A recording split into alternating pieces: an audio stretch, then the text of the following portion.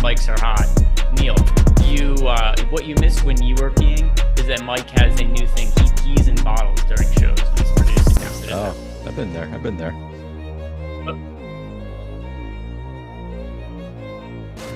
Yeah, that's good. That's good to get ahead of. By the way, I'm also not joking.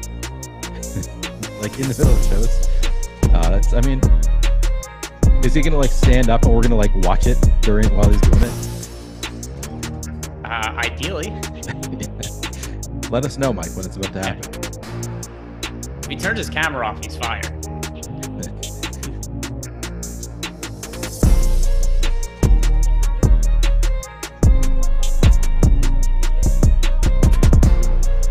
What is happening, everybody? It is Saturday. We are on the eve of the first main NFL slate of the year. And as per usual, for the last 2 years, every Saturday, Neil Orfield and I, the day before the main football slate, we've come here and we bring you guys just all of our favorite tournament plays for the slate. Neil himself has won a Millie Maker. So he is a Millie Maker winner. Sometimes I trip up and I call him a former Millie Maker winner. No. But the reality is, once a Millie Maker winner, always a Millie Maker winner, because nobody's winning $1 million on a Saturday anyway. It's always got to be on the Sunday. So once a Millie Maker winner, always a Millie Maker winner. And that is one of the reasons that you guys should be listening to the show, and you should be coming away with some valuable takes that we have on this show and using it to build your own lineups with. Now we've got all kinds of new tools at stochastic.com as well that are included as part of our football package, which is going to make the process even better. So I know for me, myself, I've got all my lineups built out for tomorrow for FanDuel and DraftKings, and I can present some of the information given all of the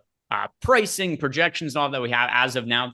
I have a pretty good sense of the players I would be getting to as long as nothing significantly changes between now and tomorrow. As you guys come in, do me a favor, like the video, subscribe to the YouTube channel. We are sponsored by Owner's Box. If you guys have not checked out Owner's Box yet, it is a new DFS site that's really making a push to put some bigger contests out there. Their flagship contest tomorrow has a $250,000 prize pool, $50,000 to first place. It looks like there's a pretty good chance that it's going to overlay. And there's a lot of benefits for you guys if you sign up using the link we have below. Most notably, you get 1 free month of our NFL data package, which includes our contest generator, so you can build your lineups on our site. It includes projections, ownership projections, our Sims tool, so you can build lineups in the contest generator, upload them right to the Sims tool, and then they're all going to play against each other, and it'll tell you what your best possible lineups are. So everything we have at stochastic.com, you get access to when you sign up for Owner's Box using that link that we have below. And in addition, Owner's Box has a deposit bonus up to $500 when you sign up for the first time. So lots of good value when you sign up over at Owner's Box. And if you haven't done it yet, now is the time to do it, because probably what's going to be the biggest contest of the year is tomorrow. Like I said, I think it's probably going to overlay. And then also the deal that we have with them, the free month only exists until Sunday. If you sign up on Monday, you get a week free. So take advantage of that now. But Neil, I went on for a little bit at the start of the show, a little longer than I typically would, but what's happening, man? Well, I want to tell you that I am 1-0 on Owner's Box so far, because they have, I think you mentioned it, that we get the free lightning ticket. So I use my free lightning ticket on Thursday Night Football. I won that contest. I know Jamal Parker was in chat the other day, said that he tailed me on that as well. So I'm assuming that he also won. I don't know if we got the exact same lineups there, but it was kind of cool. I actually played a couple more of those today. The lightning contest, where they give you just lineups of just 3 players, and you just choose which of the 3 lineups is going to score the most points. So I've actually played a couple more of those today. I think that they're kind of soft contests, so I like those right away. But yeah, I mean, I'm excited to be back, Greg. This is the first show that I ever did. The first DFS content I ever did was the Saturday NFL strategy show with you. I'm glad we're on our 3rd year here. I think it's a great show. I think that we have had some success in the past. So, I love being back in NFL season. Yeah, and here we are, Neil, who, I know that you did a bunch of baseball content this year. You got better at it as the year went on, but I know that football is your favorite and baseball maybe a little bit less so. But, what else are we going to talk about in the middle of the summer? Right. But time for football. And if you guys are new to the show, here's how we structure it. We go position by position. We talk about the players that we like the most at each position. So quarterbacks, running backs, wide receivers, tight ends. I have defenses. Sometimes we talk about at the end, but I hate defense. I always get frustrated by them. So I try to make sure we talk about the other positions enough, so we don't really have to talk about defenses all that often. And at the end, Neil and I talk about our favorite stacks of the weekend. So starting with quarterbacks, Neil, is there anything you are really prioritizing at the quarterback position this weekend? Yeah, I mean, I think that it goes without saying that this Miami-Los Angeles game looks really good, including, I mean, both Tua and Justin Herbert are going to look really good. I think that they are two of the top stacks on the board. That game just has the most like fireworks potential of the entire slate. We have Justin Herbert optimal 10% of the time. We do have him owned 11% of the time. I think that game is, if you can call anything chalk on this slate, that game is going to be the chalk, the Los Angeles Miami game. But I think it's worth it to be chalk. I think that it is a great matchup. Should be a high scoring game between two really solid offenses. So yeah, I'm buying into that one. I like Justin Herbert against Miami. I like Tua coming in actually lower owned. We have him at just 6% ownership. So man, it felt like last year when all three were healthy, like we saw multiple games where the double stack really worked well in Miami. It's obviously expensive with both Jalen Waddle and Tyreek Hill, but I think you can definitely go to Tua. The more off the board pick that I player that I really like this week is actually Justin Fields in Green Bay. I just think he's going to be running all over the place. He is expensive, doesn't really pop in the tools at all, but we've got him at 2% ownership. I feel like in a game that should be a competitive game between division rivals, I feel like Justin Fields is just likely to run any as necessary. And I said it on the show with Lofty earlier this week that I think in this kind of divisional matchup game, like you see quarterbacks in the playoffs often are more willing to rush more. I don't know if that's really the case with Justin Fields because he's not Patrick Mahomes. He's never hesitant to rush anyway, so maybe doesn't really apply. But I really think that Justin Fields has like 100 rushing yard potential in this game, and I think Green Bay's defense is relatively weak anyway. I actually liked it better when the Packers had Christian Watson, and I thought the game had more fireworks potential, but I still like to play. Still really interested in Justin Fields. Are you playing any Fields? Who stands out to you? Yeah, not really. So I have like tiers of quarterbacks, and I'll start by, in general, my quarterback exposure is fairly similar across DraftKings and FanDuel. There's like one minor difference, which is a running quarterback I like a good amount on FanDuel that I don't like on DraftKings is Anthony Richardson. So Sure. Anthony Richardson made it into a double-digit percentage of my lineups. Here's the tiers. I have like tier one of quarterback this weekend. It's Justin Herbert. He's my most rostered quarterback on both DraftKings and FanDuel. I'm just above 20% of him on DK, just below that mark on FanDuel. He's on a tier of his own. That's my favorite quarterback option of the entire slate. If you look at our top stacks tool as far as offense go, we've got three offenses that are projected to be the top scoring stacks to the way that they're double-digit percentages. Two of them in the same game. You'd mentioned it. Justin Herbert and then Tua Tagovailoa. So the Chargers-Dolphins game looks like a really good game stack to make. We're expecting it to shoot out to some extent. And then the other one is the Bengals and Joe Burrow. That's the other quarterback we have with double-digit odds of being a top-scoring stack. So I'll talk about DraftKings and then FanDuel a little bit separately. But starting with DK, I mentioned Richardson I like on FanDuel, a little bit less so on DK. So I've got at the top of my tiers here, I've got Herbert in a class of his own. And then I have a group of quarterbacks that I'm getting around 10% exposure to that are grouped together, Neil. Kirk Cousins, Geno Smith, Joe Burrow, Tua, and Lamar Jackson. Those six quarterbacks make up almost all of my quarterback exposure on DraftKings. I have a couple of other guys that are in there, like 1, 2, 3% of the time where they come up in the odd lineup here or there. But by in general, these are the stacks that I'm focusing on. Herbert by himself, then Cousins, Geno Smith, Joe Burrow, Tua, Lamar Jackson, kind of all grouped together. Of those quarterbacks, are there any you disagree with, or anybody you don't feel like you're going to be getting to very much this weekend? No, I think those are all strong quarterback plays. I'm looking at the top stacks tool right now. I agree with you. Those all look great. Burrow is actually another one that I meant to bring up right away. Like Burrow is one that to me clearly stands out with the 6% projected ownership. I told you before the show, I've been looking at the fantasy points tools just a little bit, prepping for my show that I'm doing later with Scott, and both Jamar Chase and T Higgins stand out in terms of their wide receiver cornerback matchup. I know we'll get there later, but the fact that Burrow is coming in at 6% ownership, even if the receivers are getting a little bit of ownership, you throw the unowned quarterback on there and suddenly the stack is not actually getting to a ton of ownership. So I really like to call on Joe Burrow. Definitely going to be with you there. Yeah, as I said, I agree with you on both the Chargers, Miami quarterbacks. Of course, you can sign me up for some Kirk Cousins anytime. Nice matchup with Tampa Bay. The other side actually looks like it could be okay too. Not as confident in Baker Mayfield, but like the Vikings don't have a great pass defense.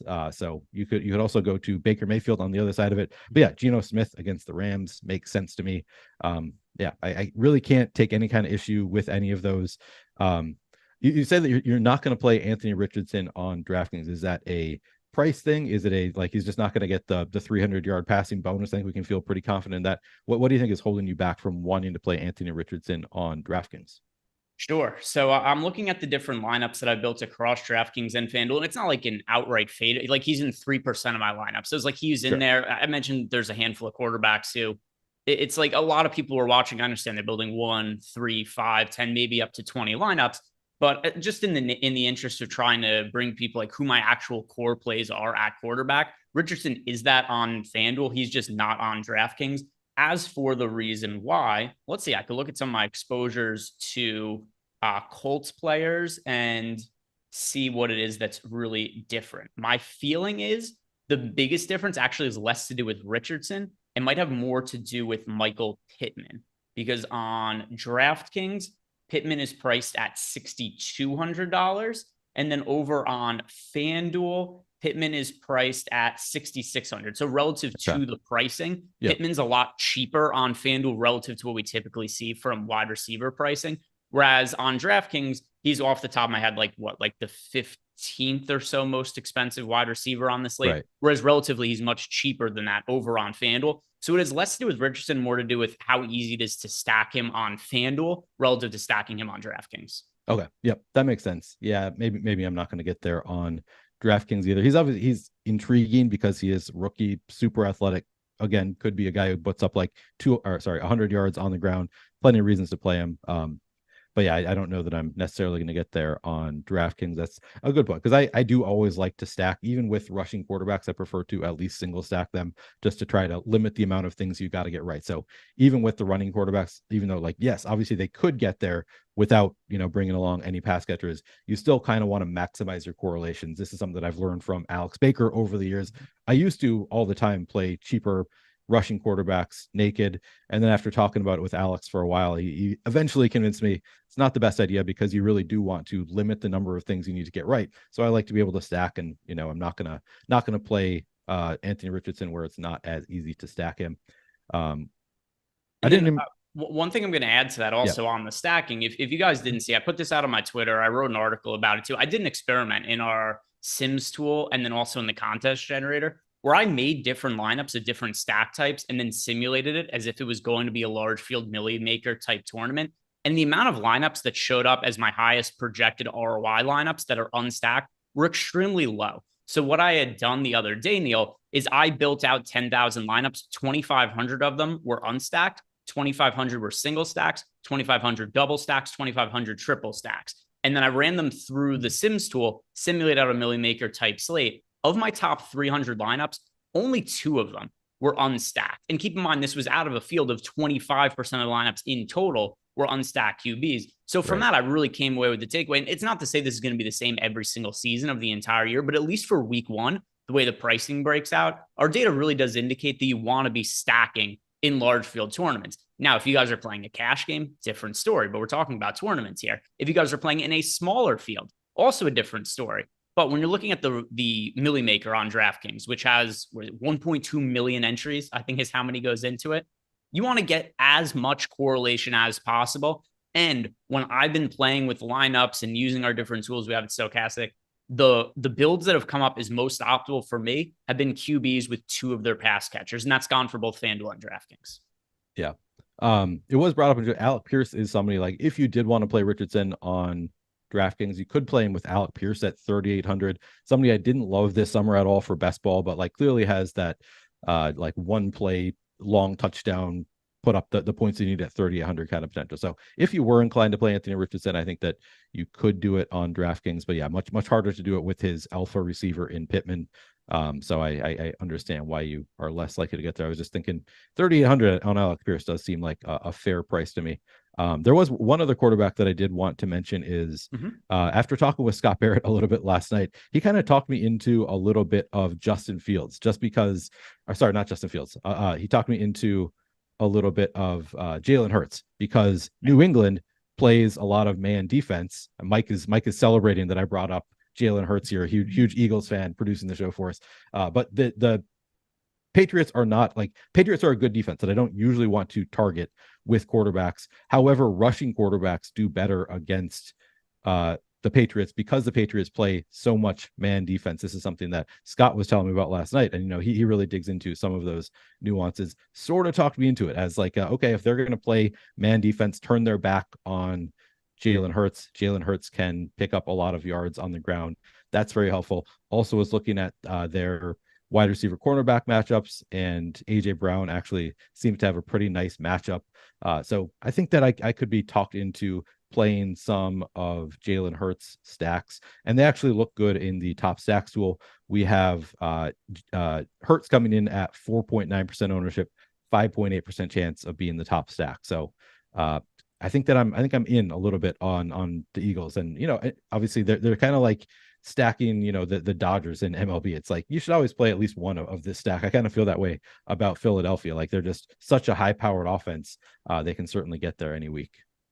Yeah, and then also just so I could touch on FanDuel before we move on to other positions, my quarterback exposure is very, very similar on FanDuel to it is to DraftKings. The one difference is that I have Tua as like a core piece of my builds on DraftKings. I don't on FanDuel. He's super, super expensive over on FanDuel, as are the Dolphins as a whole. So I have Anthony Richardson as one of my double-digit rostered quarterbacks on FanDuel. I do not have Tua there. The other quarterbacks are all the same, though. So it's generally the same deal. DraftKings and FanDuel. Justin Herbert, tier of his own. Kirk Cousins, Geno Smith, Joe Burrow, Lamar Jackson. And then I've got Tua on DraftKings, Anthony Richardson over on FanDuel. Anything else you want to talk about the quarterbacks? So before we move on, I actually wanted to ask you, you said that you had two lineups that made it in that were unstacked. Can you, do you remember what quarterbacks they had? So it's also, I don't remember first of all, but then also I ran these lineups on, what was it? Tuesday, I think I had done it. So it's also not going to be totally representative. Like if I was to say that like one of them was Justin Fields, one of them was Lamar Jackson, like the individual quarterback could be different who I got to. But really the main takeaway I had for that is just that I really don't think for this million maker type field where there's so many entries, do you want to do an unstacked quarterback? If you really want to and that doesn't mean that an unstacked quarterback lineup can end up winning, but to really maximize your odds of winning this sort of thing, I do think you want to be stacking, preferably with multiple pass catchers with your quarterback. Yeah, no, I do agree. I was just curious. And then, others. I mean, certainly you can bet on Trevor Lawrence taking another step forward. Nice matchup against Indy. I think Trevor Lawrence, we have slight positive leverage. Looks pretty neutral in the tools at about 6% ownership, about 6% chance of being the top stack. But with Calvin Ridley there and Evan Ingram signed to a big contract now, just so many weapons. And I feel like Trevor Lawrence is on that kind of superstar path. So if you want to bet on Jacksonville taking another step, this is a perfectly fine matchup for Jacksonville. I think they're kind of in play here. Denver has a nice matchup with Las Vegas. Maybe we bring in Sean Payton and Denver is going to look like a real offense this year. I think I've been kind of expecting them to take a big step forward. I think that it's a huge coaching upgrade.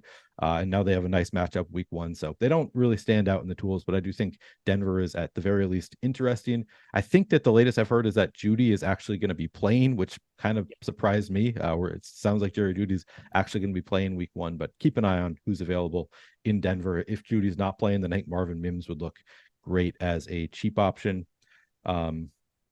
New Orleans, another thing that Scott and I talked about is that Tennessee gives up a lot of the long ball. Like they're not good at deep coverage, and New Orleans has a couple guys in Rashid Shaheed and Chris Olave who are great deep ball threats. So I think that it's at least a little bit interesting to play Derek Carr with his deep ball threats. I think we've talked about all of the quarterbacks that I'm really interested in now.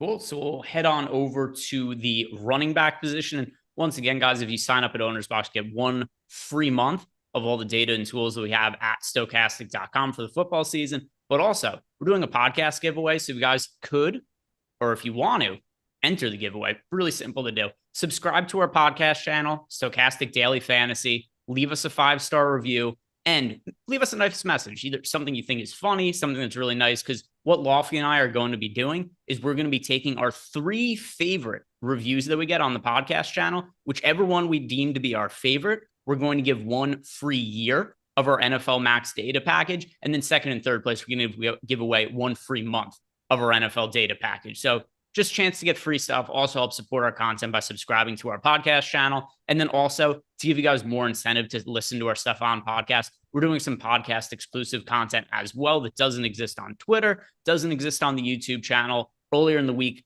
Lofty and Ben Raza did a show on single entry and 3-max tournaments. And the one that I think should be cool for Friday, Neil, is that Lofty and I recorded an afternoon slate podcast. Yeah. So if you guys are, 15 minutes into the Sunday main slate and the player you have the most exposure to gets hurt and you're going, oh my God, my lineups are fucked. What am I going to do? You'll listen to Lofty and I's afternoon podcast and start building some lineups that way. So we're trying to find stuff that isn't really covered all that frequently in the industry, and then trying to put out content based around that and putting some of that up on the podcast channel. So if you guys want to get information about the afternoon slate, go listen to our podcast channel. Nice. Running backs, Neil. I think where we have to start here is by talking about Jamal Williams over on DraftKings. We don't have any like really absurd chalk this weekend. There's nothing where we have anybody who's like, 20 or 30% owned or anything like that. In fact, the most rostered running back that we have projected on DraftKings is Austin Eckler, 18% this week. And so very, very flat ownership as far as the running backs go. But if you use the data, the tools, projections that we have over here, you're going to be getting to Jamal Williams a very, very good amount. So Jamal Williams is my most rostered running back. I got to him in a little bit less than half of my lineups on DraftKings. So I want to ask you, Jamal Williams, there's no Alvin Kamara to enter the year. He's super cheap, $5,100 on DraftKings. He's popular, not crazy popular though, projected for 14% ownership. Are you going to be like me and have him as one of your most rostered running backs on the entire slate? Or is there somebody else you're eyeing that you think is going to end up being your most rostered running back? It's a really good. So I don't think that Jamal Williams is going to end up, being like really highly owned for me. Like, did you say you're having him just under 50%? Yeah. The exact number, by the way, is 44% for me right now. I don't think I'm going to get as high as you on Jamal Williams. I get it. He's 5,100. I don't think the matchup is like ideal. Like Tennessee, is a pretty good run defense. They're not like the top of the league, but I think that they're a better run defense than they are a pass defense. I understand the play. He's 5,100. He should have the volume. I'm just like Jamal Williams to me he was so reliant on touchdowns last year. Like I'm not convinced that he's actually a great running back. I do think that he's probably the bell cow this week. I don't know how much they're going to use Taysom Hill at running back, if he's going to, interrupt the Jamal Williams train a bit. I get it. He's a fine play. 14% ownership seems reasonable to me, but to me, that's not like a number that I want to smash the over on Jamal Williams. So I'm with you that he is a good play. I don't think I'm with you on him being like my top running back play. He seems fine, but just not somebody that I am like going out of my way to have a crazy amount, in part just because I think that there are so many other really good options, especially like in his price range. Like I feel like in that 5,000 range, there are just so many that I'm not really taking any kind of huge stand. And I love Jamal Williams. I see Mike put the picture of Jamal Williams up there. I mean, the touchdown dances, the speeches to his team, love the guy, but I just don't think that I want to jam him when he's getting what I think is reasonable ownership on DraftKings. So fine play, just not like a huge priority for me. I like, as I said, I like a lot of other players in that range, and like Raheem Mostert at 5,400 against the Chargers run defense that has been bad every year. It's expected to still be one of the bottom run defenses in the league. Who knows? Maybe Devin Achane does come in and plays a bigger role than I'm expecting him to, but I kind of think Raheem Mostert is like live to have 20 touches potentially. Like I think he could be very involved in this game, which should be a high scoring game, just a great matchup. And he is a guy that just like, he's a burner. Like he could, knock off a 70-yard touchdown in the first quarter. Wouldn't shock me. So I think that I actually prefer Raheem Mostert slightly. He doesn't have positive leverage on our tools. We have him at 7% ownership, 5% chance of being optimal. So he's not really a tools based play. He's more of just a guy that I look at and I think, yeah, it feels like he has really high potential there. So I think that I'd go to Raheem Mostert, one of the guys in that range that I consider. One thing I'll cut you off really quickly here, just so we could, because I want to make sure that we hammer home the points before we just move on to the next running back, Neil. Yeah. So I'll explain why it is that at least we're not projecting Raheem Mostert to be projected especially high, is because we have this being a running back split this weekend. So we have Mostert getting touched. So even without Jeff Wilson, we have Salvon Ahmed projected to get touches. We have a chain projected to get touches. And we also have a projection on Alec Ingold. We currently have him projected to play some snaps as well. So that's the main reason is we right now have 4 running backs expected to play for Miami. Now, could that change when we get our next projections update? Perhaps. But what's going on with the Saints is we do have Jamal Williams just being the bell cow back that's always going to be on the field. Something else that I think is going to potentially help with that. Kendre Miller didn't practice on Friday. He's questionable to play. It seems like he's trending towards being out.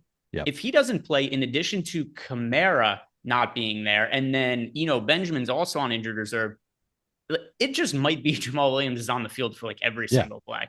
No, I get that. I agree. But I mean, they always have Taysom there. Like there's always the threat of Taysom coming in and having, a handful, maybe more than a handful of touches if they need him to. So I don't know that we can count on like incredible volume from Jamal Williams. I feel like the odds of getting to 20 touches is similar between Raheem Mostert and Jamal Williams to me. I get it. Jamal Williams feels like he's like probably more likely to get like 15. I don't know. But I think that they both have similar upsides in terms of touches. And I feel like Raheem Mostert has just more like explosive play potential with the touches that he gets. So I get it. It's volume play really more than anything for Jamal Williams. And the volume probably will be there. Like I think it's more likely than not that he is going to be the bell cow. But there are some threats there as well with guys like Taysom. And I'm not sure, like, I have no idea what to expect from Salvon Ahmed. What was the name people called him last year? Salmon. I forget what the name was, but he had some nickname that people gave him last year. But anyway, I don't know that I expect all that much from Salvon Ahmed this week. Devin Achane, again, he's a really like flashy rookie. They could use him a good amount. I'm not sure that I'm necessarily counting on it though. And yeah, I don't know that I'm really care that much about Alec Ingold. Like he's more like maybe he'll get a carry or two on the goal line if they get there. But yeah, I don't know. It's more like Raheem Mostert.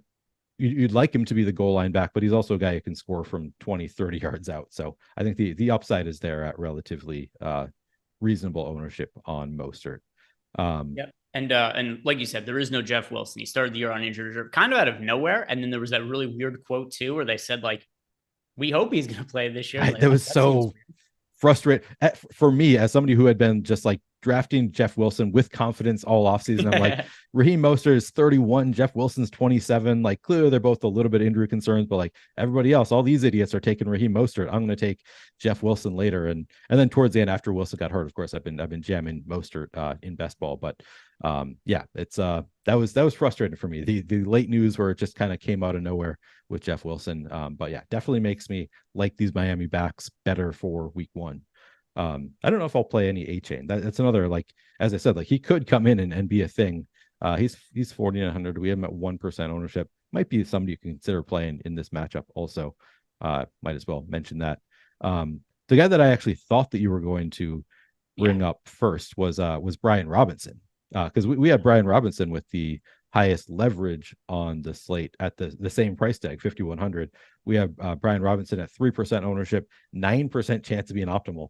It's going to be a weird season with Arizona. I would think just like fully tanking. I don't know like if the coach is actually on board for tanking the season for Arizona, but like seems like they should be. Like their star quarterback is out. They should be really bad all year. You would expect them to. Of course, these are humans. The team itself is not going to want to be tanking. But I think that they're going to be a really weak team, and I think it makes sense that the more rushing running back is going to look pretty good. So I do kind of like Brian Robinson. I know it's hard to like really get a gauge on him because he came in, in the second half last year after having been shot, like clearly slowed down because he had been shot on his lower half. Now I'm hoping that he's going to be a little bit more explosive this year. I like the price tag. I like the matchup with Arizona quite a bit on Brian Robinson. So I think I'm on board there. Antonio Gibson also, we have positive leverage on both of these Commanders backs. We have Gibson at 2.5% projected ownership, 5.5% chance to be an optimal. So actually both look really good. I don't think I would play them in the same lineup. You maybe could because of the price tag, but I don't know that I'm going to get there. But those are two in the same price range as Jamal Williams. I think I'm just like kind of giving reasons for why I'm not like all in on Jamal Williams is because I like so many of these other backs in that price range that I think I'm just going to be kind of spread out to all of these guys. So the other running back on the cheap end, because I have 2 cheapish running backs that I was getting a good amount of exposure to. One of them is Jamal Williams. The other is Deion Jackson. And it's funny because I wasn't I had kind of trolled a little bit ago, Neil, where I was just like, hey, I want to get ahead of everybody when we first saw the Jonathan Taylor put out and put the screenshot on Twitter That's right. of Deion Jackson, right? Start Forgot your about lineup that. now. But what happened this morning? Zach Moss was downgraded to doubtful a little while ago. Yep. And I had initially thought that, like, my honest opinion on the Colts situation, like social media trolling aside, I thought this was just going to be a massive timeshare after we saw that Jonathan Taylor was put on the physically unable to perform list and dealing with all the contract disputes, him requesting a trade, all that nonsense. I thought they were going to go with a timeshare. And then we also saw the coach speak and, the stuff from the front office that, yes, we're going to open up the season riding the hot hand. It's going to be a timeshare. But now that Zach Moss is seemingly not going to be playing in week one, it appears to me that it's going to be Deion Jackson at 4,100 and Evan Hull at 4,000 as being the two guys in the backfield there. And what did we see Deion Jackson do last year when Jonathan Taylor was out? He had a lot of success, especially for fantasy purposes. He was the goal line back. He was a 3-down back. He was available in the pass game and the run game. He was on the field a ton. So, we need a little bit more information in terms of who's going to be starting for this team, what the updated ownership is going to be. But before Zach Moss was even ruled out, I was getting to some exposure of Deion Jackson. Now that he's out, I'm going to be getting to, I think, a pretty healthy amount. So I think those are going to be my two most rostered cheap running backs, Jamal Williams and Deion Jackson. What do you make of the Colts situation now that Zach Moss is apparently not going to be playing? Yeah, it's really tough. And I like the Deion Jackson. So it's going to be really frustrating for me when Deion Jackson puts up 100 yards and 2 touchdowns because I drafted the hell out of Evan Hull in best ball all year. And now I'm like, it does make some sense though. Like, as you said, he had success last year. Like, why would they want to switch it up immediately after the success he had last year? So Brad says Evan Hull is a better player than better play than Jackson. I don't know. I think he might be the better player long term, but I don't know that this week that they're immediately going to want to put the rookie in for like the majority of. I think that they're going to probably ease him in a little bit. So I think that it is more likely for this week that Deion Jackson is getting the majority of carries. Could be wrong. Like oftentimes NFL, they do bring in rookies and immediately use them. But Evan Hull, Gibbs. That's true. And he looks so good. Like I feel like I am below weight to the field on Jahmyr Gibbs in best ball. He didn't do much in game one, and yet I'm like, oh, I'm terrified. Like I feel like I should have had more Jahmyr Gibbs because you have to think that the usage is going to come there. But yeah, as far as Evan Hull versus Deion Jackson goes, I think that Deion Jackson is the safer bet. I also think Evan Hull is somebody that you could certainly play at low ownership. I also think he's a pretty good receiving back. They should be playing from behind against Jacksonville, you would think. So I think both are in play at the 4,100 and then the stone min for Hull. I think you could play either of those two, but I do think that Deion Jackson is the likelier to have more carries in this game. So I think I'm with you there. By the way, do you take the injury, or I don't even know if it's an injury because he just wasn't at practice on Friday. Whatever the hell's going on with Ramondre Stevenson, do you think he's live to not play tomorrow? I think it's live. They did say that they expect him to play, but yeah, that would be a wrinkle if he doesn't play too. Like, we playing Zeke then? Oh, man, I don't. Chalk. That's another one that's going to piss me off if Zeke goes off. I did not draft much of him at all, and then of course he goes to the Patriots and suddenly goes way up boards. Anyway, I just don't really think Zeke is all that good, and it's not a great match. Like, Philadelphia has a very strong defense, but I do think they're better against the pass than against the run. So maybe you consider Zeke in that scenario. He would be playable in that scenario. I don't know that I would want to get to a ton of Zeke, even if Ramondre is out. But yes, the answer is I think that he's live to be out. Like, Friday suddenly on the injury report definitely scares me, even though they say they're expecting him to play. Yeah, I do think that is a concern. Who else? I mean, J.K. Dobbins. What do you feel? How do you feel about J.K. Dobbins as a play? I mean, Baltimore playing against Houston, obviously kind of a run funnel defense. J.K. Dobbins at 6,600 is not somebody that I would have expected to have a ton of interest in, but I think the matchup is good enough. The leverage in our tools is good enough that I have some interest there. Did you get to any J.K. Dobbins? More so on FanDuel than DraftKings. He's actually one of my most rostered running backs over on FanDuel, where, once again, some of the pricing difference, he's only $6,500 on FanDuel, which is a very, very low FanDuel price. Great game script for J.K. Dobbins as well. Get a little concerned because, if we're being honest, he looked kind of like dog shit for a lot of last year. Like, he'd be breaking runs. He's kind of like limping going down the field. He was coming back from a torn ACL. He also had some setbacks, and he had to have additional surgeries, if I remember correctly. So he wasn't totally healthy last year. I'm not exactly sure what he's going to look like this year, but here's what we do know. If there's any matchup he can succeed in, it is going to be in week 1 against the Houston Texans. They are, last I looked, the Ravens, 10-point favorites in that game. So really, really good game script. The Texans are not expected to be a good team this year. J.K. Dobbins stands to reason he's going to be running the clock out in the fourth quarter of that game. So yeah, I like Dobbins a little more so on FanDuel than on DraftKings, but I do think that he's a pretty good looking running back option this weekend. Yeah, definitely does look good. This is a fair point. Brad says the idea that the premise that either of these running backs for Indy is pretty flawed because Anthony Richardson is in at quarterback. That is, I think, a fair point. That like probably oftentimes you don't get running quarterbacks throwing 2 running backs all that often. So maybe it's not as big of a factor as I want it to be in the Evan Hall in favor of Evan Hall there. Yeah, Aaron Jones, I feel like that's a solid matchup against Chicago. 11% ownership, though. Like the ownership seems fair. I don't really think I need to get above 11% on Aaron Jones, even though I think he's a very solid play. Miles Sanders at 5,600 against this Atlanta run defense is interesting to me. 5% ownership. We've got him 5% optimal, so doesn't stand out in the boom bust tool as like a must, like a killer play, but I do think that he is in play for me. Miles Sanders, after all the hype, everything they said about him all offseason was like, he's a 3-down back. We're going to be throwing to him. Like they're really trying to get me to draft him in best ball, and it worked. So congrats to the Carolina coaching staff if that was your goal. But yeah, I do think Miles Sanders is interesting here. And if he is involved in the passing game, he's going to be interesting, until they significantly raise that price.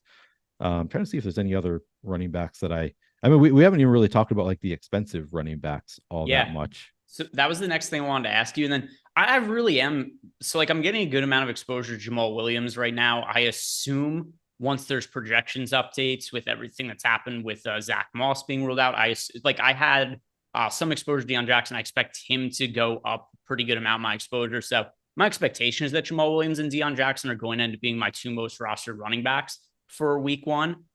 So with that in mind, on the high end, I have some guys I'm getting to, but no real priorities. It's like I have double-digit exposure to Austin Eckler, but at the same time, too, he's projected for 18% ownership. Right. He's expected to be the most popular running back on the slate, so I'm not all that different on the field on him. I have double-digit exposure to Kenneth Walker, to Alexander Mattison, who I think in general is going a little bit overlooked this year because your team, Neil, Minnesota Vikings, what have we seen from them in the past when Dalvin Cook has been out? Mattison's just stepped into the Dalvin Cook role. Yep. It's a little weird to me that people are not expecting that to be the case this year, because that's all we've seen in the past is that Dalvin Cook plays. He's the go-to guy. Mattison hardly has a role. Cook gets out. Mattison plays the exact same role that Cook has played. So people are coming out and like, hey, well, maybe Chandler will come out and he'll end up taking some of the rushing snaps away and some of the touches away from Alexander Mattison. But we've never seen the Vikings really run their backfield that way in the past. So I'm pretty high on Mattison relative to the field. He is somebody that I like getting to. So I am overweight to him. He is projected for 11% ownership. I have him in 16% of my lineups right now.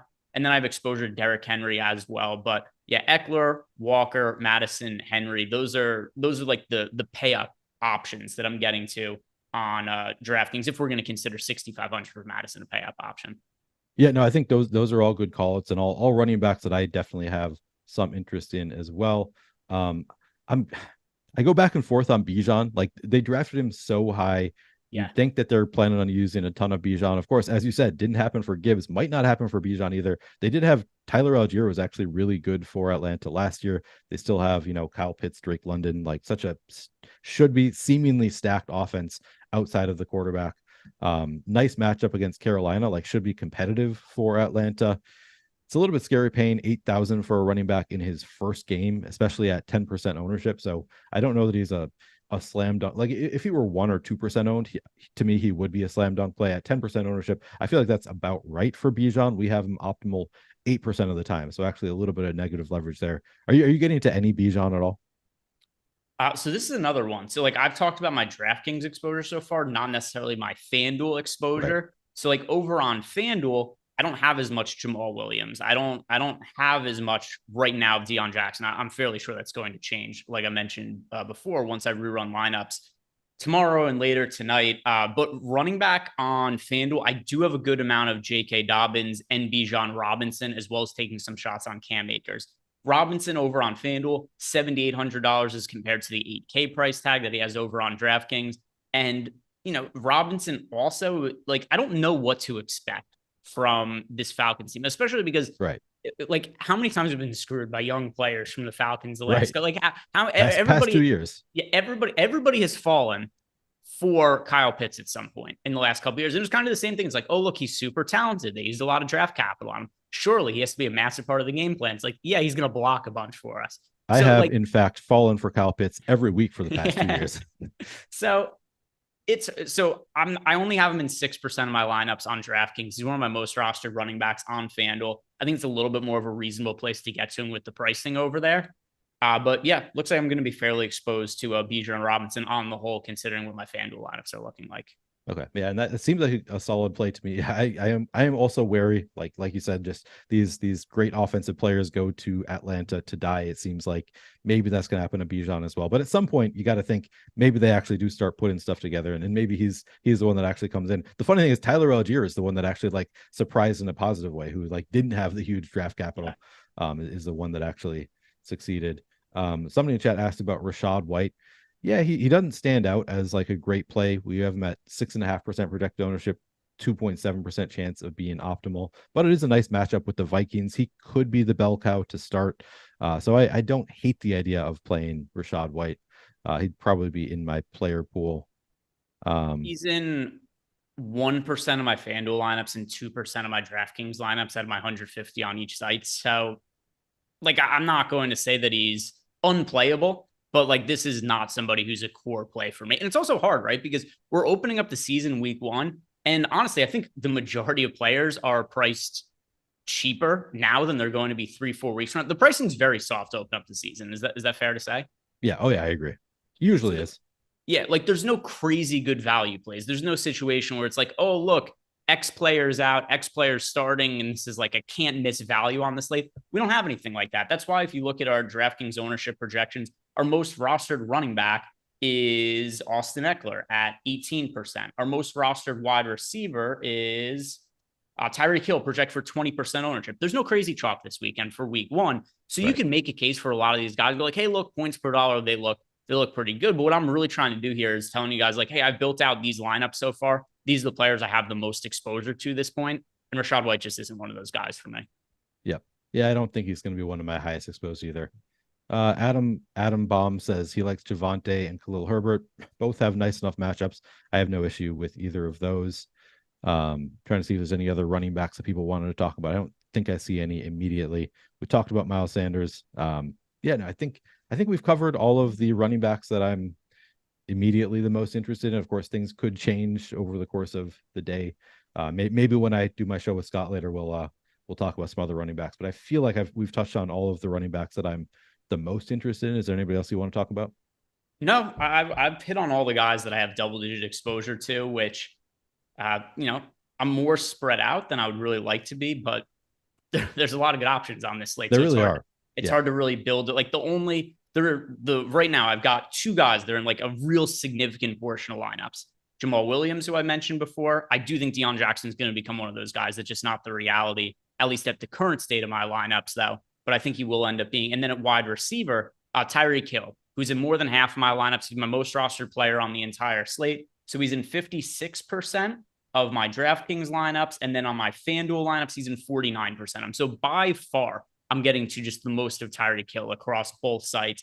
Love the game environment between the Chargers and the Dolphins. We've got these teams. 2 of the top 3 teams is the most likely to be the highest scoring teams according to our top stacks tool. And then as far as pay up options go, Tyreek Hill is the one that stands out the most to me across both sites. And now, especially that we're getting to, it looks like a little bit more running back values opening up. It's going to be a little bit easier to spend up at wide receiver. And even though it's not like absolute slam dunk value at running back, I do think that what we have available on the cheap end at running back is a little bit better than what we have at the cheap end of wide receiver. So my preference is to spend up for the wide receivers, Tyreek Hill being the chief among them. Do you have a priority spend up wide receiver for this weekend? Yeah, definitely with you on Tyreek Hill. So looking at the wide receiver cornerback matchup data that Scott sent me from Fantasy Points, Tyreek Hill has the biggest advantage of any wide receiver in his matchup this week. So obviously going to look great, and that's just such a high scoring game environment. Hard not to love Tyreek Hill. Makes a ton of sense to me. I brought up AJ Brown as somebody that I am a bit interested in. I do think like there is potential for the Eagles to, shouldn't even really say surprise, but because it is a tough matchup, like I think they're going a little bit overlooked. We do have AJ Brown with slight negative leverage, but I feel like given the matchup, given the man defense, I think that I'd be okay playing AJ Brown in particular in matchups where I'm playing Jalen Hurts. We have AJ Brown at 7% ownership, so nothing too crazy there. I'm definitely willing to play some AJ Brown. We also so going back to, I know you said you're playing some Joe Burrow. I do like the Bengals guys as well. Also actually grayed out. Jamar Chase actually has, according to the wide receiver cornerback data, the best matchup in the entire NFL against Denzel Ward this week. So Jamar Chase also looks like a fantastic pay up option. And then T. Higgins is actually third place in that same metric in his matchup with Martin Emerson here. So I do like both of the Bengals alpha receivers. How would you feel about doubles? Like it gets so expensive if you double stack both Chase and Higgins. Do you think that in your sims, I guess you've already run your sims, did you get to many double stacks of Chase and Higgins? Yes, I did. Well, actually, so let's see. If I look through some of my lineups, I have what percentage of my lineups with Jamar Chase also have T. Higgins? 24% of my double stack Bengals lineups have both of them. Okay. Also, though, there are really cheap pass catching options that you could use to make double or triple stacks with of Joe Burrow. So I have 4 pass catchers that I'm combining with Joe Burrow in different lineups. Jamar Chase being number 1. Here, actually, I'll sort by my exposures, and I can tell you which pass catching options I got to in order, most exposure to. With Joe Burrow, the one I got the most exposure to alongside him was number 1, Jamar Chase, 2, T. Higgins, 3, Tyler Boyd, 4, Irv Smith Jr. So I don't really think any of that's massively surprising. No. But yeah, if you're going to go cheaper at running back, it is definitely viable to make lineups with Chase and Higgins together. Yeah, and as we talked about, like it's very viable to go cheaper at running back this week. So that makes sense to me as a double stack that you could go to there. Absolutely. Actually, you could. I don't know that I would do it. It's probably more expensive doing it with the Eagles. I would assume. I haven't analyzed the pricing. Actually, no. Jamar Chase is the most expensive. I guess you could consider doing an AJ Brown, Devontae Smith, but then I would assume Hurts is just significantly more expensive. So probably a little bit more expensive there for the Eagles, but maybe, like, I don't think a lot of people are going to be double stacking with Hurts. You could at least consider it with Brown and Devontae Smith. Maybe it's a little bit thin, but I think I might consider that double stack. What about Tyreek and Jalen Waddle? Do you do any of those double stacks? Not really. Okay. So if I look at my Dolphins lineups, I do have some Hill Waddle double stacks, but my highest projected ROI Dolphins lineups are single stacks of Tua and Tyreek Hill, and then a run back of either Keenan Allen or Mike Williams. So when we talk about wide receivers, actually, these are my 3 most rostered wide receivers for the weekend. Number 1 is Tyreek Hill. 2 and 3 is tied. I have the exact same amount of Keenan Allen and Mike Williams. In my top 150 lineups, 38 of them have Keenan Allen, 38 of them have Mike Williams. Wow. Okay. Interesting. So a lot of elite double stacks, it sounds like. Yeah. So but I do think in general, there's a lot of correlation that we can get from that game. It's hard to go too crazy because everything's expensive, right? Herbert's expensive. Tua is expensive. Tyreek Hill's expensive. Mike Williams isn't, but Eckler is. Keenan Allen's relatively expensive. But that is the game that I have the most exposure to on the whole. Yeah, and it's the highest scoring game on the slate expected to be. So makes sense to have a lot of that one. I don't think that I would play Raheem Mostert with Tyreek and Waddle. Maybe if you do like a Tua, Tyreek, Mostert, that kind of thing could work. I don't think I would play 3 of those 3 together though. Do you agree? Is that what you're finding? I guess you're not playing a ton of Raheem Mostert anyway, so it's not maybe as big of a factor for you, but something that I, since I am playing Raheem Mostert, I think that I would probably limit myself to 2 of the 3 with Hill, Waddle, and Mostert. I think that's worth mentioning at least. Chris Olave, I mentioned it's a nice matchup there for deep threats, and Chris Olave should be a deep threat for New Orleans. I think he's somebody that is kind of interesting to me. We do have him very neutral though, 13.6% projected ownership, 13.7% chance of being optimal. So it doesn't really look like a slam dunk in the tools. Calvin Ridley, how do you feel about Jacksonville? Like, I feel like Calvin Ridley is such a wild card, like for the entire season, but like especially week 1 when he hasn't played yet, like could just come out and absolutely smash. Like he was one of the best receivers in the game before he got suspended. It wouldn't really be that shocking to me if he does come back and like kind of just continue where he left off, and he would look really good at 6,500 in this matchup. So I do have some interest in Calvin Ridley. Are you playing any? Let's see. I don't have like I have very minimal exposure to the Jaguars on the Okay. whole. I have 4% of Calvin Ridley on DraftKings. I have 6% of Christian Kirk. And yeah, I've got 2 out of 150 of my lineups are Trevor Lawrence at QB. Over on FanDuel, I have 1 Trevor Lawrence lineup. And then wide receiver, I have 8% of Calvin Ridley over on FanDuel. So it's some, but like he's not anything significant in my builds. Okay. I like this question. I think it's a good question for you, Greg. Scary Creations asks, what does the sim say about the bring back? Double stacking seems the way to go, but do you need a bring back? Do you have an easy way of checking how many of your lineups are? Okay. Yeah. So I could tell you that my lineups, all my top lineups are stacks of some sort, primarily with multiple pass catchers. Of those lineups, about, I'm kind of ballparking it, but probably like 40% of them have a run back. So stacking, very necessary in large field tournaments. Bringbacks, nice when they were, nice when you could get them there, but not needed in the same way. Like stacks, absolutely needed on the whole. Less so for bringbacks, right? There are certain situations where they're going to be added correlation. They're going to make lineups better. But like I said, 150 lineups, I have like a little bit less than half of them ended up being some sort of game stack. All of them are some sort of quarterback to pass catcher stack, though. Okay.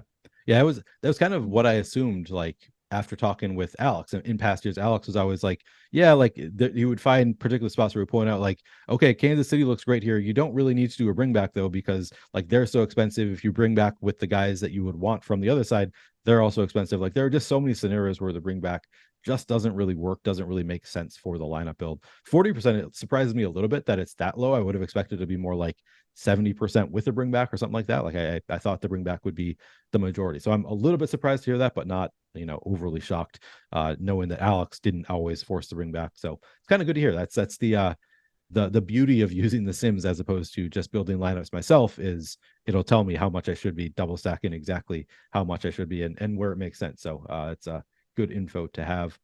By the way, I don't know if you talked with Alex about this particularly. Do you know the first time that he built simulations and how long he's been using them to build his lineups for? I don't know that. Since 2015. That's how long he's doesn't been doing surprise me. Lineups. Yeah, you gotta be ahead of the game to be the GOAT. Yeah, quite ahead of the game he's been. So yeah, that's how he's been sorting his lineups for the last 8 years now, is using this sort of version of contest simulations. As for other wide receivers, I do have one value wideout that I am kind of uncomfortable with, but is popping up in about 20% of my lineups on DraftKings. And then we'll go ahead and we'll talk about FanDuel and some of the wide receivers I'm getting to the most over there. But Tutu Atwell, which is primarily going to be because of 2 things. Number one, I'm getting to a good amount of Geno Smith with either DK Metcalf and or Tyler Lockett. So he does make sense in some of those lineups as a bring back. The other part of it too is look at the Rams team. Somebody has to have the football thrown to them this week because they're most likely going to be trailing and they're going to have to throw the ball at some point. Do they have to catch the ball? No, I think we found that on Thursday. Absolutely not. Yeah. You could have shitty wide receivers. The ball has to be targeted to somebody at some point. No, they don't actually have to go out and catch it. But Tutu Atwell is almost min priced on DraftKings. He's projected for nearly 10 fantasy points for us. He is also $3,300. What is his ownership at right now? Tutu Atwell's ownership is projected for 3%. This is the player, like relative to ownership, that I'm currently most overweight to. I also have some of Puka Nacua, not a massive amount. I do have more of Tutu Atwell. I have about 20% of Atwell, and then I have 5% of Nacua right now. Some of some of Van Jefferson, but he's a little more expensive, $4,700. So kind of in a tier of his own. They are going to have to throw the ball. Somebody has to catch the ball. There is no Cooper Kupp. Cooper Kupp is typically Matt Stafford targets him like almost every time he drops back to pass. Yep. That ball is going to get allocated to other people. I do think like Cam Akers out of the backfield makes sense, particularly on FanDuel, a little bit less so on DraftKings. But I like getting to some of these wide receivers just because they are so cheap. Do you have a value play that you like at wide receiver. It could be from the Rams, just anybody in general. That's the cheapest guy I have the most exposure to. Yeah, I like both of those call outs on the Rams, um, Nakua and Tutu Atwell and Van Jefferson. I mean, 4,700 if you consider him to be a value option. I think Van Jefferson pretty interesting as well. Not sure what to do with New England because they say that Juju Smith-Schuster's knee is going to explode, but I don't think he's been ruled out for the game. Devontae Parker, I think, is questionable for the game now. I don't know what to do. Once we get inactives, things could look interesting for the Patriots. It's still going to be a kind of tough matchup anyway, regardless of who's playing. But somebody could be very cheap and running a lot of routes at the very least for the Patriots. Would you consider my guy Jordan Addison to be a cheap option at 5,100? It's like a little more expensive than what I was thinking in mind in terms of actual options. But Addison, I have 12% of my top lineups on DraftKings have Addison. Over on FanDuel, I do have 19% of Addison. So I'm on Addison for this week. He's relatively cheap on FanDuel and DraftKings. Not quite the price point that I had in mind. But still, like, I think he's a viable option. When I talk about my wide receivers I'm getting to on FanDuel, a little bit more prominent there for me. But I mean, if you're not like going to any cheap punt plays like how I am with Tutu Atwell, that's fine as well. But I'll say like below 4K, is there anybody you envision yourself getting to a good amount of? So speaking of those Patriots, I do think Kendrick Bourne is like the most proven of the group. Certainly interesting. Jaden Reed at 3,000 flat min with Christian Watson out. I think Romeo Doubs is playing. I'm not sure if we have confirmation that Doubs is playing. But regardless, I think Jaden Reed's going to be out there running plenty of routes. Seems to have some talent. So 3,000 stone min for Jaden Reed in a matchup that I'm kind of targeting that game environment a little bit. I think that he is fairly interesting among the guys under 4K. Let's see. Rashid Shaheed, I mentioned, is like he's a long ball threat, and this is a good matchup for the long ball threat. He's 3,700 here. Wouldn't mind mixing in some Rashid Shaheed. Jonathan Mingo, 3,200. We've already had DJ Chark ruled out. Adam Thielen is iffy to go, and even if he plays, might be a little bit banged up. Jonathan Mingo might be the top receiver for Carolina at 3,200. So pretty interested there against Atlanta.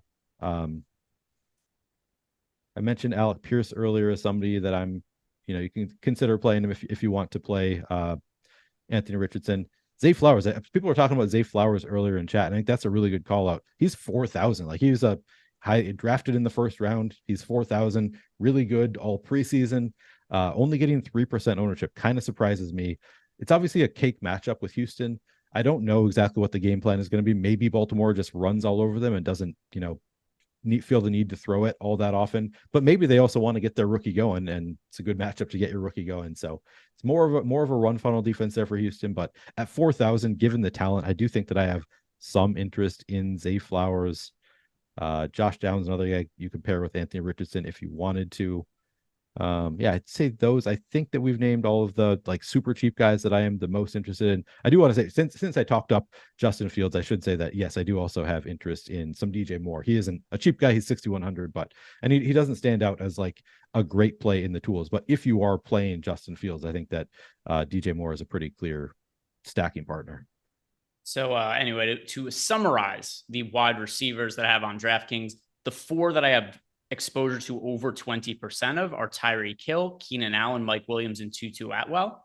Over on FanDuel, the wide receivers that I am right now at, and I'll add Jordan Addison to the mix just because he's so close. I have him in 19% of lineups. So my 20% plus owned wide receivers over on FanDuel, also Tyreek Hill, Jamar Chase, Tyler Lockett, Chris Olave, and Jordan Addison. The Olave one may be a little bit surprising to me just because I don't have a whole lot of car exposure. But the other ones are primarily due to stacking stuff, right? Like, I'm getting to a lot of the Chargers, so it makes sense that I would have Tyreek Hill as a run back in some of those lineups. And overall, he projects the best wideout for us on the slate. And then Jamar Chase, getting to a lot of Joe Burrow on both sides. That's how he lands in as many FanDuel lineups as he does. Geno Smith playing a lot of him, hence the Tyler Lockett. And then Jordan Addison, I do have a good amount of exposure to Kirk Cousins. So somebody else that I do get exposure to, as would make sense with Addison, is Justin Jefferson. Sure. But just more neutral to the field on Jefferson, where he is expected to be somewhat popular. Right. Anything else you want to talk about at wideout, Neil? If not, we'll move over to the tight ends. Then we'll be just about done. Our friend Jesse says Ben Goat Ronick, and that would be the ultimate troll. If Ben Skowronek does it this week after, I think both myself and Alex like regularly last year played some Ben Skowronek. Like there were just a bunch of weird spots where he like suddenly made sense because Cooper Kupp was out or somebody was out and he looked good. I don't think I'm going to Ben Skowronek this week, so it would be the perfect troll if he goes off instead of all these other Rams receivers. Are like, no other receivers that I feel we need to talk about. All right, so let's go ahead and talk about the tight ends. But one real quick offer that I want to let you guys know about is that Caesars, we have a partnership with them. If you guys are looking to sports bet ahead of the football season, which I assume is probably a lot of you, even though this is a DFS show, there's a really good deal right over at Caesars now, which is when you sign up using the link that we have below, you are going to get $250 in bonus bets from them. So it's paid out in $50 increment bets per week, but really good offer to take advantage of because you sign up using that link you have below. Deposit and bet at least $50, and they're going to give you five $50 bets. So $250 in free bets paid out over the course of the next handful of weeks. So if you guys want to take advantage of some free money, go ahead and sign up over at Caesars. And this is one of the best ways to take advantage of these sign up offers in sports. But there used to be a ton of them, but we're not seeing quite as many these days as there was a year ago. And who knows what they're going to look like a year from now. So you guys want to increase your bankroll, take advantage of this deal with Caesars. If you or anybody know has a gambling problem, call or text the number 1-800-GAMBLER. Tight ends, Neil, and we've had a bunch of these slates where you and I have talked about the tight end position, and I do have one guy that I'm getting to above everybody else. I'll let you guess who that is. Beyond him, I am super spread out at tight end. Which guy do you think it is that I have the most exposure to at tight end? All right, I should probably be using the tools to make this guess. All right, let's see. Well, you could use your gut instincts and just or whatever your loins tell you. Well, what are your loins telling me about who Greg is playing at tight end? Yeah, they're really confused right now. I mean, that Mark Andrews. Your loins sometimes. My loins get very confused pretty frequently. I would have to imagine that it's Mark Andrews. Like he's the clear like top projected play of the slate and has some positive leverage. You're right. So I'll let you stop there. Okay. You're right. It's Mark Andrews. Here's to the point, too, because I mentioned my core group of quarterbacks, and Lamar Jackson is among them. So I sorted my Lamar Jackson lineups. Mark Andrews is in 100% of my Lamar Jackson lineups for this weekend. Wow. Okay. Every single lineup where I have Lamar Jackson, Mark Andrews is in it. I know that he's listed as questionable, so maybe something could change when we get, that Adam Schefter tweet that drops right at midnight where he tells us which players are going to be in, out, who's going to be limited. So maybe we get news that would change that. But as of right now, that's one of my most rostered stacks on this slate is Lamar Jackson to Mark Andrews. The tight ends really suck this weekend. Like we don't have tight ends to really go to in any kind of real significant way. Mark Andrews to me stands above all the other ones. I like Lamar Jackson. It stands to reason that it makes sense to play Mark Andrews with him a whole bunch as well. Yeah, no, I like that call quite a bit. We are assuming that he plays. I think that it's obviously more likely than not that Mark Andrews plays. So I like that call. I wouldn't say that the tight ends suck this week. I mean, maybe I'm optimistic. Like I think probably it's the result of every summer. Like there's so much hype for every tight end. Like every tight end is like, oh, he's gonna be used as like a number one receiver this year. Like there's so much hype every summer, and then none of it ever comes true. So you're probably right that the tight ends suck. But I do have some interest nonetheless in several. One who stands out to me is Gerald Everett. I think that you can find some nice leverage on the field playing a ton of the Chargers receivers. Gerald Everett is in a great matchup with Miami as far as tight ends go. 3.5% ownership. We have him optimal 5.4% of the time. I really do like Gerald Everett at the 4,300 price tag at low ownership. But I think that you're basically mixing in these guys, often pairing your tight end with your quarterback where it makes sense. Nice match for Dallas Goedert at 5,000. Actually, I should mention that too. I think Dallas Goedert might take a step forward and be like an actual elite, like if he stays healthy, an actual elite tight end this year, like top 3 kind of guy. And he's only 5,000, so a little bit of price savings. I think that he's another like elite level tight end that you could target. Maybe we do the Kyle Pitts thing again if you want to. Looks like we have a little bit of positive leverage on Pitts at 2% ownership.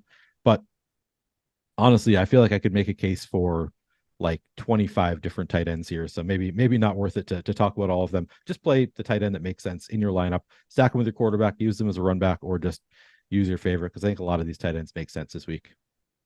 Yeah. I mean, I have Mark Andrews is my most rostered tight end. That means I have him in a little bit over 20% of lineups. That's the only tight end that I'm getting to really see. Like I have 12% of Hayden Hurst. I have 10% Gerald Everett. I'm so flat at tight end. other than Mark Andrews being the one guy who I get to a little bit more of.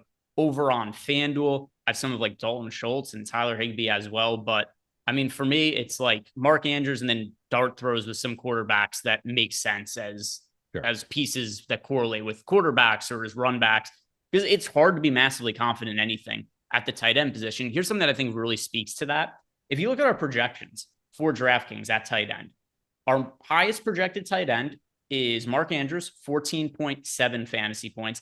Then it's TJ Hawkinson at 13. The next highest is Tyler Higbee at 10.6. It's just there's so few tight ends that we're even projecting to score 10 fantasy points. Yeah, it is. It's always a tough position. Like you really need some touchdown variance in general.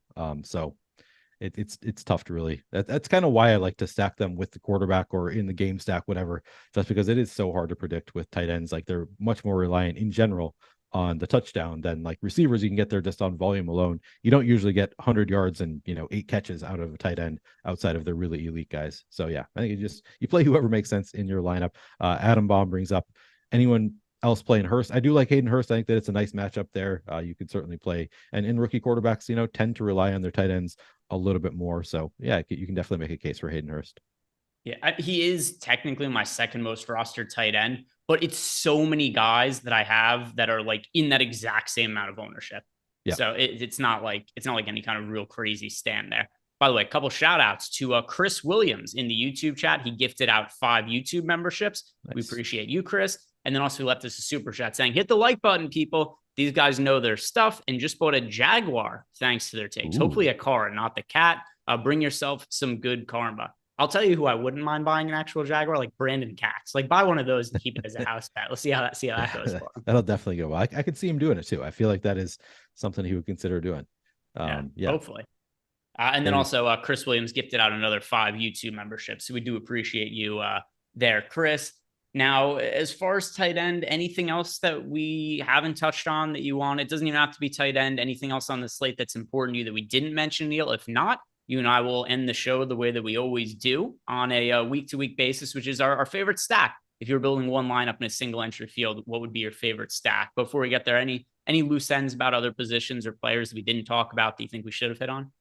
So I got a DM from Scott this morning saying, you guys really have Luke Musgrave at 3.8% ownership. I think that the ownership makes sense. Like Rashee Rice came in on a single game slate under 3% ownership. I think a lot of people probably don't really know who Luke Musgrave is. So maybe it's a little bit low, but that's another spot where the Packers are really hurting for pass catchers. Luke Musgrave is an athletic tight end, 2,900. I have a little bit of interest in Luke Musgrave.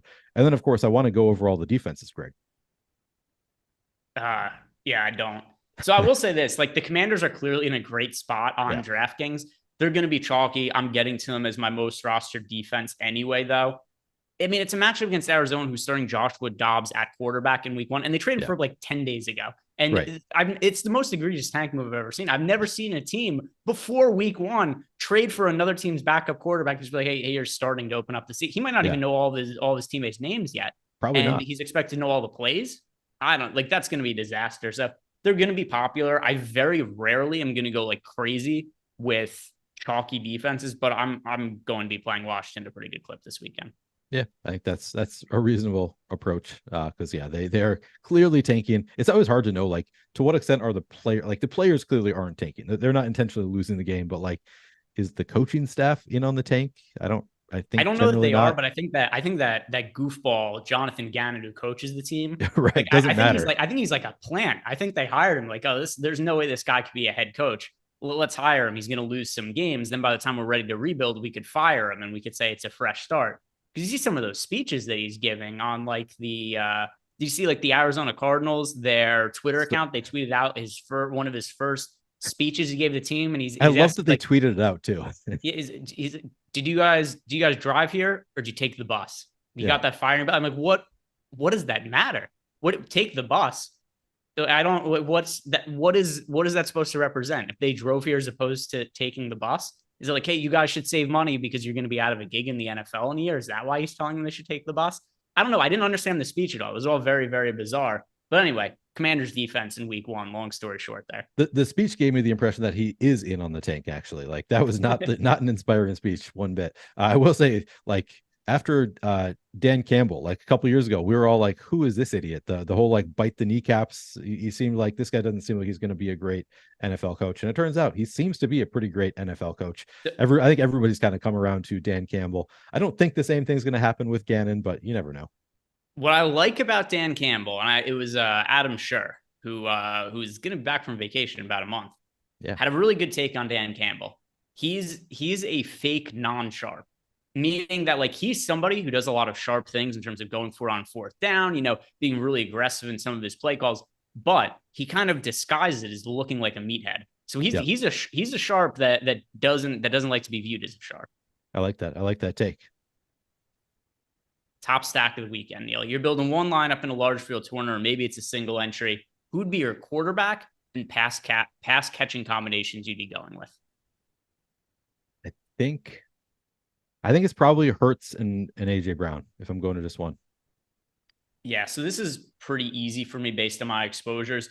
Justin Herbert is my most rostered quarterback. My second and third most rostered wide receivers are Keenan Allen and Mike Williams. And my overall most rostered wide receiver is Tyreek Hill. So really easy game stack for me to recommend here. Justin Herbert at quarterback, double stack with Keenan Allen and Mike Williams, run it back with Tyreek Hill, and then you just print for week one. Then we come back here week two, we figure out how to make money again. Guys, Perfect. Thank you very much for watching. If you've not done it yet, like the video, subscribe to the YouTube channel. Don't forget, if you want to sign up at Owner's Box, you get 1 free month to all of the tools and data we have for football. Player projections, ownership projections, our contest generators. You can build your lineups on our site. Our Sims tool, you can simulate all of your lineups on our site.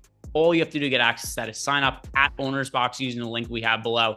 If you're already on Owner's Box, or if you just want to get access to all of our football data, we also have a link below. You can sign up for our football package, 15% off when you use that link that we have below. Guys, thank you very much for watching. Good luck with week one. We'll see you back here next week. Peace out.